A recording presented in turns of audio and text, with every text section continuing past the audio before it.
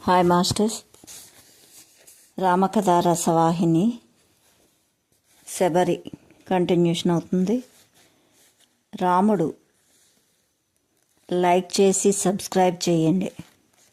రాముడు రాక్షస సంహార నిమిత్తమై ఏదో ఒక నెపమును కల్పించుకొని మందర కైకలియందు మాయను ప్రవేశింపచేసి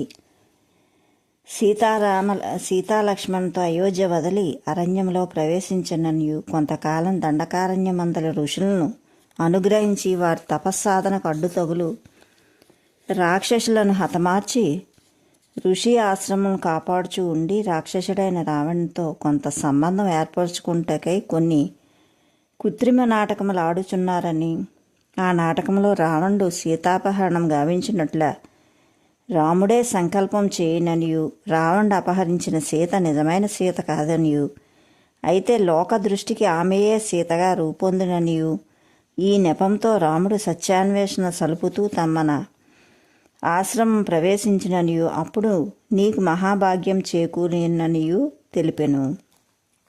అంతేకాక మన ఆశ్రమం వీడి మన ఆశ్రమమునకు సమీపానున్న ఋష్యమూక పర్వతంపై అన్నతో ద్వేషం చేసుకుని అరణ్యవాసం గావించుచున్న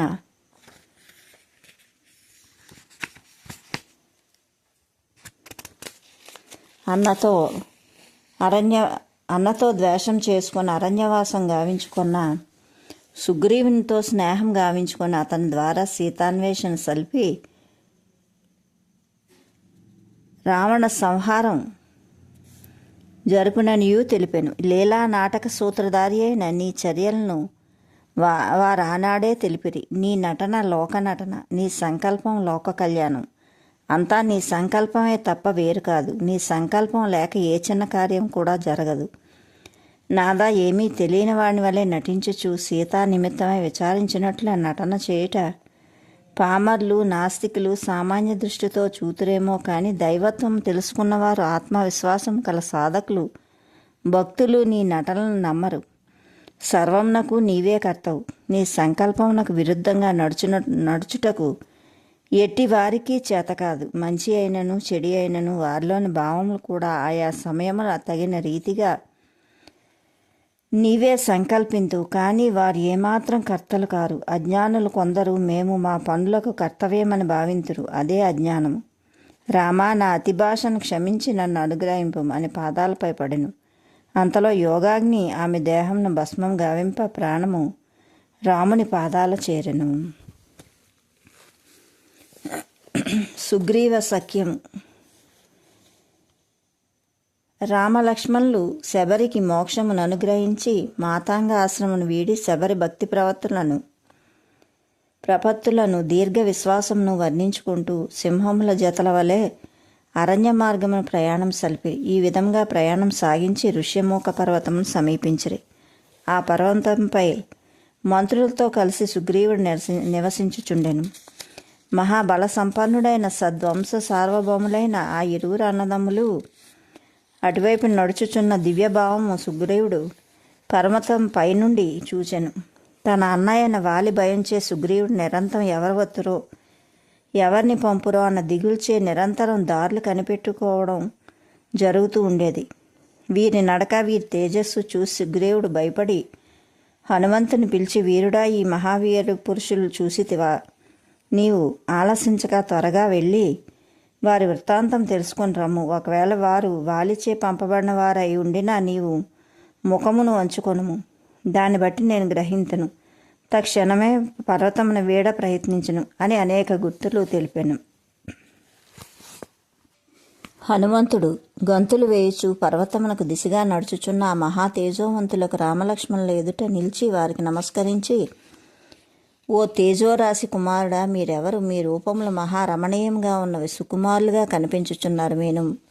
మీరు మానవ మాతృలుగా లేరు, కేవలం సాక్షాత్ నరనారాయణ దిగి వచ్చినట్లున్నారు. ఈ భయంకర అరణ్యమున ఒంటరిగా తిరుగుట్లో మీ భావం తెలుపుదురా అని వినయముగా గౌరవంగా వారిని ప్రశ్నలు వేయి మొదలుపెట్టెను. ఇతని వినయ విధేయతలు గ్రహించి రామచంద్రుడు చిరునవ్వు నవ్వి, మారుతి వీరా, మేము అయోధ్యపతియగు దశరథ మహాపుత్రులము. పితృవాక్య పరిపాలన నిమిత్తమై మేము అరణ్యముకు ప్రవేశించితిమి. ఇతడు నా తమ్ముడు, ఇతని లక్ష్మణుడనియు నన్ను శ్రీరాముడనియు పిలుతురు. మాతో నా ధర్మపత్ని కూడా వచ్చెను.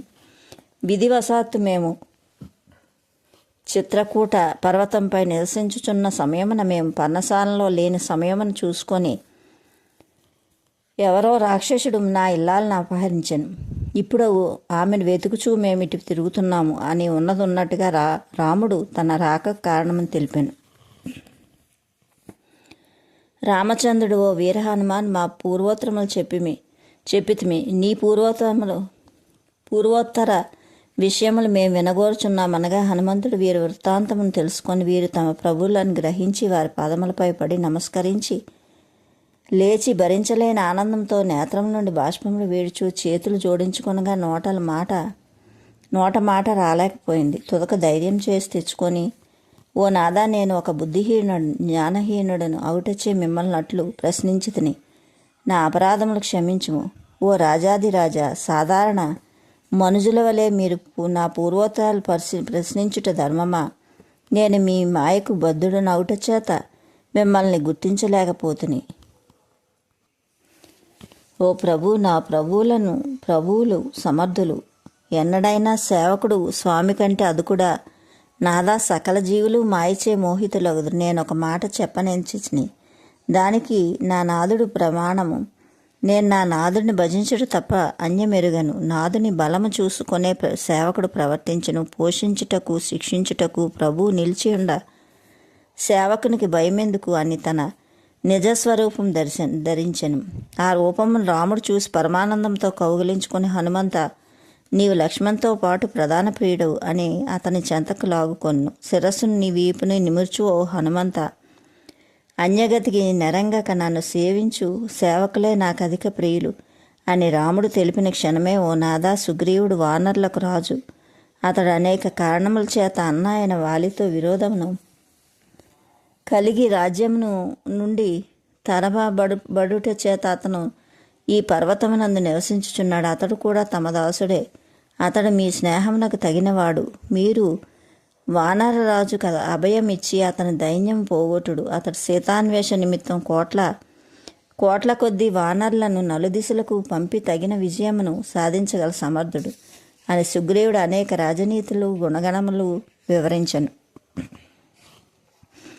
సుగ్రీవునితో స్నేహం చేయ నిమిత్తమై శ్రీరామ లక్ష్మణులు హనుమంతుని తన భుజంపై నెక్కించుకొని క్షణంలో హనుమంతుడు తన భుజములపై నెక్కించుకొని క్షణంలో పర్వతము పైకి ఎగసెను.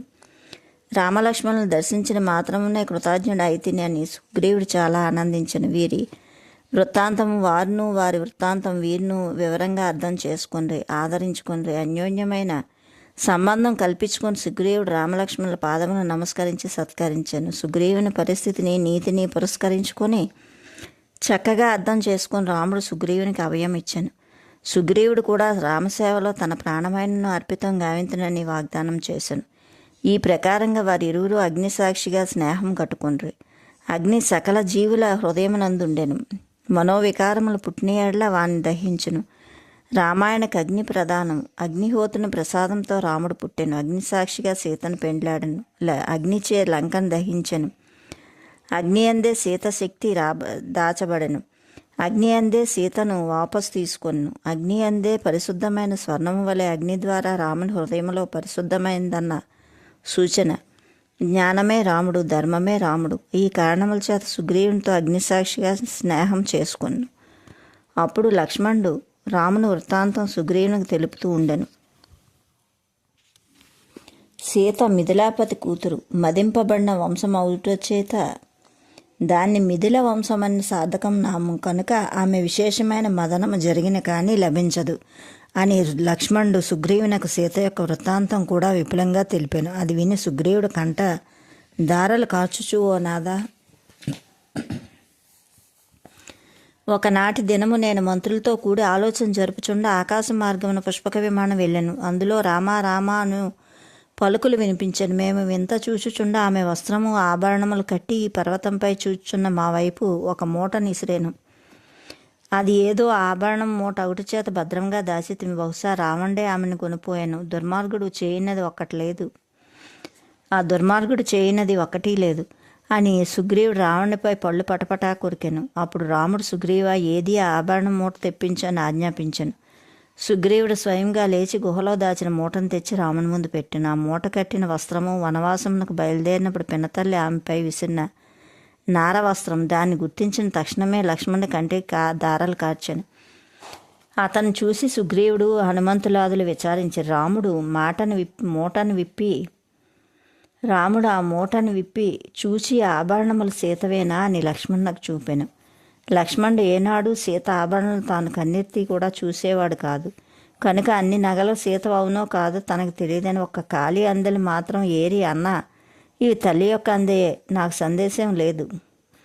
నిత్యము తెల్లవారి వారి పాదములకు నమస్కరించే సమయమున వనవాసంలో ముందు మీరు వెనుక సీత నడుచున్న సమయమున నేను వెనకకు చూచు ఆమె పాదములనే అనుసరించుచుంటిని కనుక వీటిని బాగా గుర్తించగలిగితిని అన్నాడు. కొంతసేపు సీతను స్మరించుచు రామలక్ష్మణులు విచారించినట్లు ఆ నటన చేయట చూసి సుగ్రీవుడు హనుమంతుడు వారిని వాదార్చిరి. సుగ్రీవుడు వారి విచారమును చూడలేక నాదా విచారింపకు, నేటి నుండియే తగిన ఉపాయములు పన్ని సీత జాడలు తెలుసుకొని క్షణంలో రావణ్ణి హతమార్చి సీతకు అప్పచెప్పుతాను. ఇది నా ప్రతిజ్ఞ అని రామునకు వాగ్దానం చేశాను. సుగ్రీవుడు చేసిన వాగ్దానములకు రాముడు సంతసించి, ఓ సకుడా, నీవు ఈ అడవిలో నివసించుటకు కారణం విపులంగా తెలుపమని కోరగా సుగ్రీవుడు తన తల్లిదండ్రులెవరో, తన నివాసం ఏదో, తన అన్నకు తనకు విరోధం కలుగుట కారణమేమియో అన్నీ పోసగుచ్చినట్టు తెలిపాను. అతని చరిత్ర అంతా విని రాముడు ఇంచుమించు తన చరిత్రకు సమీపంగా ఉన్నదని తలంచి భార్య వియోగమునందును రాజ్య భ్రష్టులగుట యందును ఇరువురు ఒకటేననియు అందున సుగ్రీవుని మాటలను బట్టి అతని నీతి నిజాయితీలు గలవాడని గుర్తించి తమ్ముని భార్య అన్న అపహరించుట కోతి జాతికి విరుద్ధమని ఇట్టి ధర్మ విరుద్ధమైన మార్గములు అవలంబించుట వాలి శిక్షార్హుడని గుర్తించెను. అంత రాముడు మీ జన్మ వృత్తాంతం వినగోర్చున్నానని తెలిపాను. సుగ్రీవుడా, నాదా, నా వంశం యొక్క పుట్టుపూర్వత అంతయు తమ పాదముల చెంత ఉంచగోరుతున్నాను, ఆలకింపమని చెప్పాను.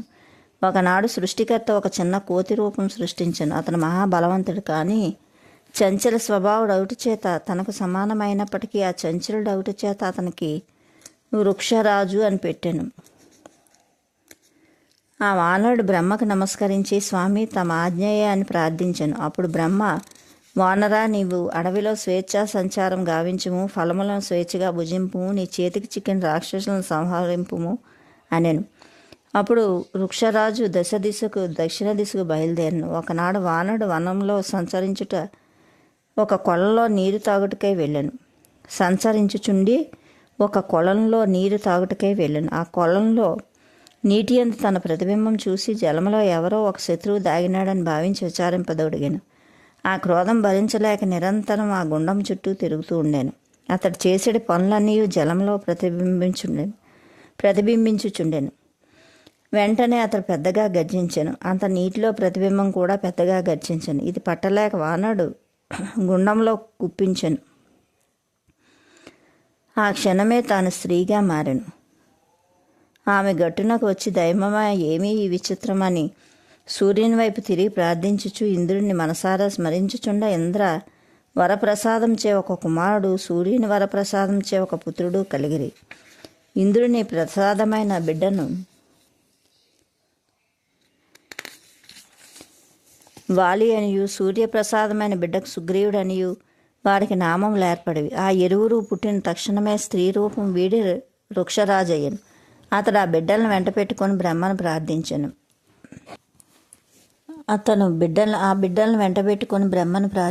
బ్రహ్మకు తన చరిత్రను అంతయు చెప్పుకొనుచూ స్మరించాను. అంత ఓయి వాలి, సుగ్రీవులారా, మీరు అన్నదమ్ములు ఇరువురు దక్షిణ దిశకు పొండు, మీరు కిష్కిందా నగరంలో నివసింపము. చరాచర జగన్నాథుడు అనేక నాముడైన శ్రీరాముడు రఘువంశమున దశరథ మహారాజుకు జన్మించి తండ్రి ఆజ్ఞను అనుసరించి వనమునకు వచ్చి అనేక అమానుష చర్యలను కేవలం మానవుల వలె లీలలు సలుపుతూ తిరుగుతూ మీరున్న కిష్కిందకు చేరును.